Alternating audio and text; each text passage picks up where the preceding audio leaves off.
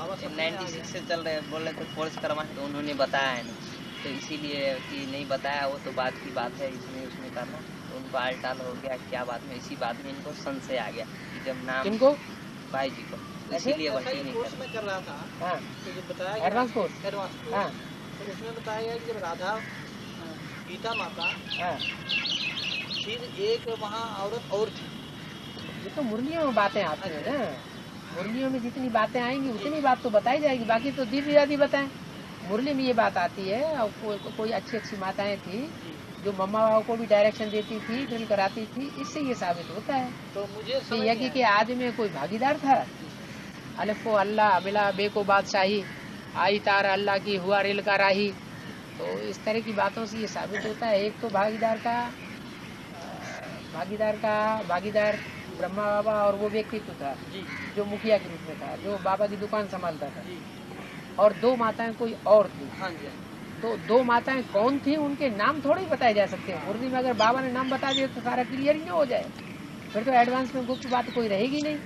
ये तो तब हो सकता है कि जब दीदी दादियां खुद आपस में मिलकर के लेन देन करें और समझने के लिए तैयार हों, तो वो बता सकती हैं कि यज्ञ के आदि में कौन सी मुख्य माताएं थी जो मम्मा को भी कंट्रोल करती थी, दादा लेखराज को भी कंट्रोल करती थी, तब बात क्लियर हो। लेकिन तो आमने सामने बैठने के लिए तैयार ही नहीं, वो हेट ही समझती है कि हमारी तो बेइज्जती हो जाएगी इनके सामने।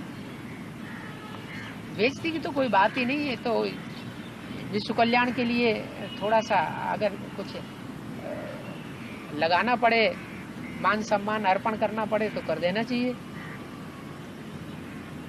एक का नाम तो गीता माता था, अब नहीं बता रहे कोर्स में तो बता नहीं, दोनों माताओं में से किसी का, सिर्फ सेवक राम का नाम, वो भी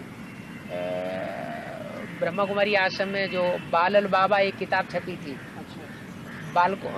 बच्चों के बाबा, एक प्रदर्शनी अंक जैसी छपी थी। हाँ, उसमें भागीदार का नाम सेवक राम दिया हुआ है।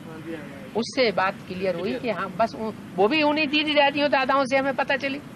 मुरली में तो सेवक राम का नाम ही नहीं आया है, भागीदार का नाम आया है बस। एडवांस में बताते हैं तो गलत बात कैसे हम कहते हैं कि उन माताओं का नाम क्या था? एडवांस में बताते हैं, एडवांस में हमें कोर्स में बताया गया कि एक माता का नाम गीता माता, नहीं, अच्छा, दूसरी का नाम कंकड़ी वो गीता माता सिर्फ एक पहचान के लिए बताया गया है।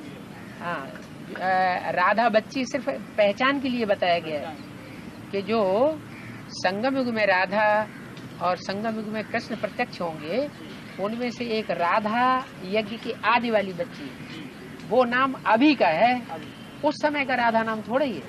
उस समय का बात क्लियर करने के लिए राधा नाम रखा गया है, राधा बच्ची। ऐसे थोड़े कि उस समय उसका नाम राधा था। 2 जन्मों में लगातार एक ही नाम कैसे होगा? ये तो सोचने की बात है।